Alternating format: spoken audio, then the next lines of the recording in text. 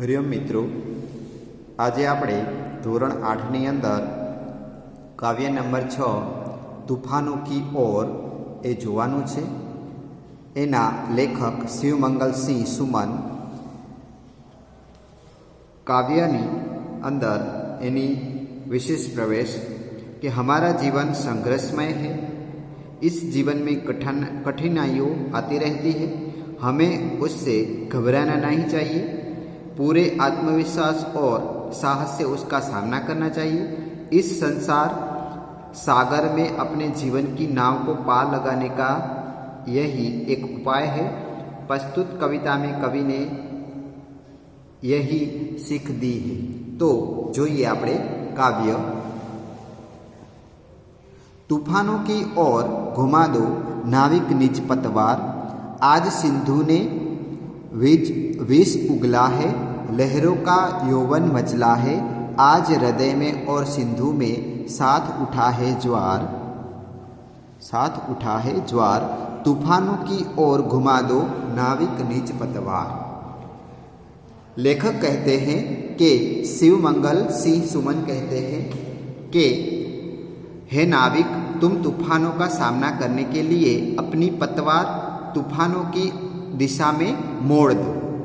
आज समुद्र ने जहर उगल दिया है. कठिन परिस्थितियां पैदा की है. लहरें भी उमड़कर तुम्हारी नाव को निगल जाना चाहती है. फिर भी परवाह नहीं. उधर समुद्र में ज्वार उठा है तो कवि के हृदय में भी भावनाओं का ज्वार उमड़ पड़ा है. हे नाविक, तू तूफानों सामनो करवा माटे तारू सुकान એટલે કે તોફાનની દિશામાં ફેરવી દે. આજે સમુદ્ર ઝેર ઓક્યું છે. વિકટ પરિસ્થિતિઓ ઉત્પન્ન કરી છે. મોજા પણ ઉછળીને તારી નૌકાને ગળી જવા માંગે છે. समुद्रमा भरती आवी छे तेम कविना हृदयमां पण भावनाओनी भरती आवी छे. लहरों के स्वर में कुछ बोलो, इस घमंड में साहस तोलो. कभी कभी मिलता जीवन में तूफानों का प्यार. तूफानों की ओर घुमा दो नाविक निज पतवार. जैसे लहरों का स्वर ऊंचा हो रहा है और उसका जोर बढ़ रहा है, वैसे ही तुम भी तैयार होकर आंधियों के सामने उठ जाओ और स्वयं आजमा कर देखो कि तुम में कितनी हिम्मत है. जीवन में तूफानों का प्यार कभी कभी ही मिलता है. भाग्यशाली लोग ही जीवन में कठिनाइयों का सामना करते हैं. जेम समुद्રના મોજાનો અવાજ વધી રહ્યો છે અને એમનું જોર વધી રહ્યું છે, તેમ તું પણ તૈયાર થઈને વાવાઝોડાની સામે અડીખમ ઊભો રહે અને તારામાં કેટલી હિંમત છે તે તું જોઈ લે. જીવનમાં તોફાનનો પ્રેમ ભાગ્યે જ મળે છે. ભાગ્યશાળી જે લોકો છે તે તોફાનોનો સામનો કરી શકે છે.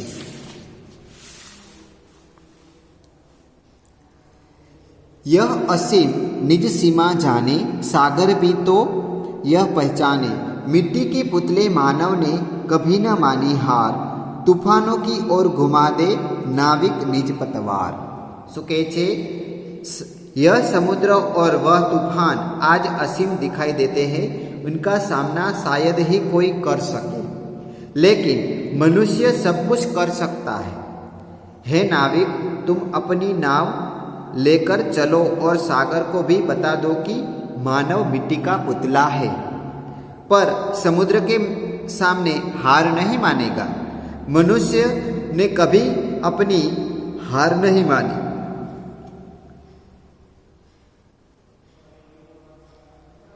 आ समुद्र ते तोफान साथ आजे असीम देखाय छे.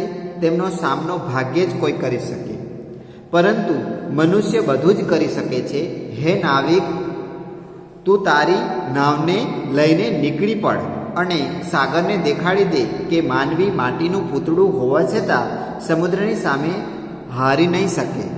એ હારતો નથી. મનુષ્ય ક્યાંય પણ પોતાની હાર માની નથી. કોઈ પણ જગ્યાએ જાય તો એ પોતાની હાર માનતો નથી. सागर की अपनी क्षमता है, पर माझी भी कब थकता है, जब तक सांसें में स्पंदन है उसका हाथ नहीं रुकता है, इसके ही बल पर कर डालो सातों सागर पार, तूफानों की ओर घुमा दो नाविक निज पतवार। समुद्र के पास उसकी अपनी लहरों की शक्ति है, समुद्र के पास उसकी अपनी लहरों की शक्ति है, पर माझी के पास भी हिम्मत है और आत्मविश्वास भी है। वह थकना नहीं जानता। जब तक नाविक की सांसें चल रही है तब तक वह अपनी नाव आगे बढ़ाता ही चलेगा। जब तक नाविक की सांस है तब तक वो अपनी नाव को आगे बढ़ाता ही जाएगा।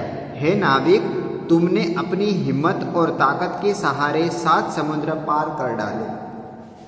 कहते हैं कवि कि हे नाविक, तुमने अपनी हिम्मत और ताकत के सहारे 7 समुद्र पार कर डाले।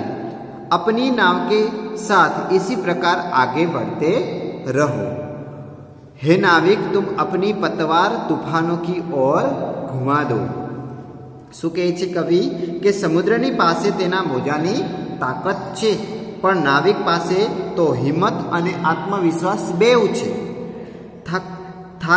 થાકને ગણકારતો નહીં. હે નાવિક, તું થાકને ગણકારતો નહીં. જ્યાં સુધી નાવિકનો શ્વાસ ચાલી રહ્યો છે ત્યાં તે પોતાની નૌકા આગળ ધપાવતો જ રહેશે. જ્યાં સુધી નાવિકના શરીરની અંદર શ્વાસ છે ત્યાં સુધી એ પોતાની જે નાવ છે, પોતાની જે નૌકા છે એને એ આગળ ધપાવતો જ રહેશે. હે નાવિક, તે તારી હિંમત અને તાકાતના બળે 7 સમુદ્ર પાર કર્યા છે.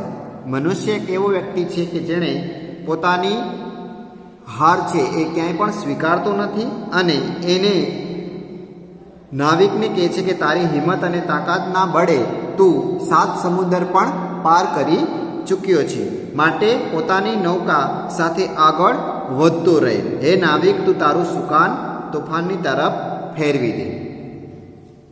આ હતું આપણે કાવ્યની સમજૂતી. હવે પછીના વિડીયોની અંદર 7મા નંબરનો પાઠ છે એ આપણે જોઈ ગયેલા છીએ. હાર કી જીત અને ત્યારબાદ આપણે કાવ્ય ચેપ્ટર નંબર 8 છે હસના મના હે એ હવે પછીના વિડીયોની અંદર આપણે એ જોઈશું. હરિઓમ અસ્તુ.